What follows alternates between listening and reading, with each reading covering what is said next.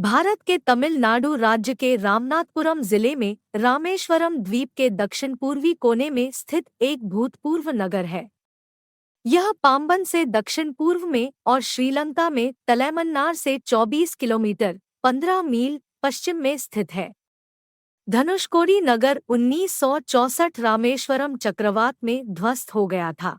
धनुषकोडी ही भारत और श्रीलंका के बीच केवल स्थलीय सीमा है, जो पाक जलसंधि में बालू के टीले पर सिर्फ 50 गज की लंबाई में विश्व के लघुतम स्थानों में से एक है। 1964 के चक्रवात से पहले धनुषकोडी एक उभरता हुआ पर्यटन और तीर्थ स्थल था। चूंकि सीलोन अब श्रीलंका है, केवल 18 मील दूर है, धनुषकोडी और सिलोन के थलिमन्नार के बीच यात्रियों और सामान को समुद्र के पार ढोने के लिए कई साप्ताहिक फेरी सेवाएं थीं। इन तीर्थयात्रियों और यात्रियों की आवश्यकताओं की पूर्ति के लिए वहां होटल, कपड़ों की दुकानें और धर्मशालाएं थीं। धनुषकोडी के लिए रेल लाइन जो तब रामेश्वरम नहीं जाती थी और जो 1964 के चक्रवात में नष्ट हो गई, सीधे मंडपम से धनुषकोडी जाती थी।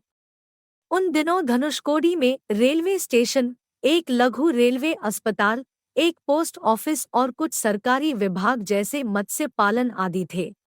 चक्रवात से पहले मद्रास एगमोर, अब चेन्नई एगमोर से बोट मेल कही जाने वाली रेल सेवा थी और यह सिलोन के लिए फेरी के द्वारा यात्रा करने वाले यात्रियों के लिए लिंक रेल थी।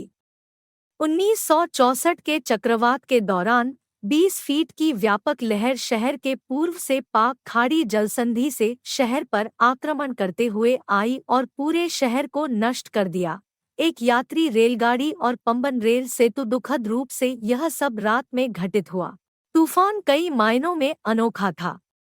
यह 17 दिसंबर 1964 को दक्षिणी अंडमान समुद्र में 5 डिग्री उत्तर 93 डिग्री पूर्व में अपने केंद्र के साथ दबाव के निर्माण के साथ प्रारंभ हुआ।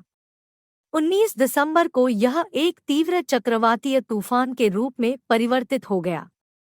इतनी कम अक्षांश पर अवसाद के गठन, 5 डिग्री उत्तर के कम अक्षांश पर दबाव का निर्माण भारतीय सागर में दुर्लभ है। हालांकि केंद्र के 5 डिग्री के भीतर टाइफून के विकसित होने के ऐसे मामले उत्तरी पश्चिमी प्रशांत में आए हैं।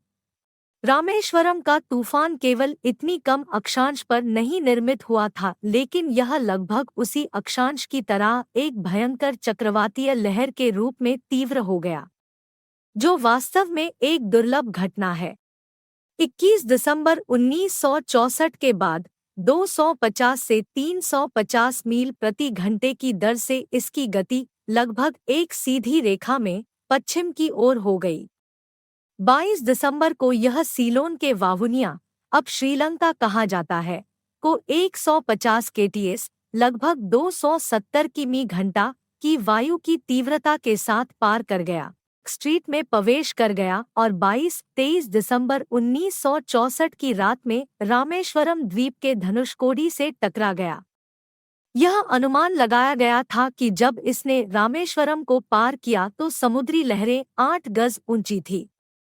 उस दुर्भाग्यपूर्ण रात 22 दिसंबर को 11:55 को धनुषकोडी रेलवे स्टेशन में प्रवेश करने के दौरान ट्रेन संख्या 653 पंबन धनुषकोडी पैसेंजर, एक दैनिक नियमित सेवा जो पंबन से 110 यात्रियों और 5 रेलवे कर्मचारियों के साथ रवाना हुई, यह एक व्यापक समुद्री लहर के चपेट में तब आई जब यह धनुषकोडी रेलवे स्टेशन से कुछ ही गज दूर थी।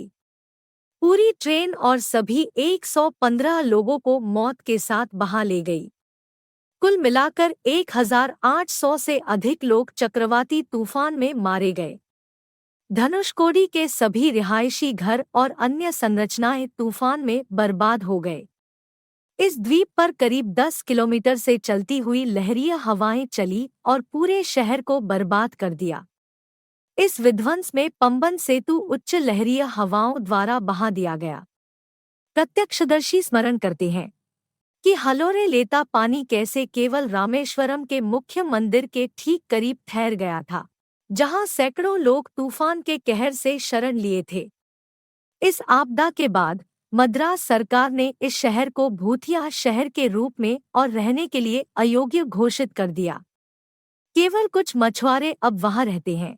धनुषकोडी बस स्टैंड के पास एक स्मारक में निम्नलिखित कहा गया है, उच्च गति और उच्च ज्वारीय हवाओं के लहरों के साथ एक तूफानी चक्रवात ने धनुषकोडी को 22 दिसंबर 1964 की आधी रात से 25 दिसंबर 1964 की शाम तक तहस नहस कर दिया, जिससे भारी नुकसान हुआ और धनुषकोडी का पूरा शहर बर्बाद हो गया।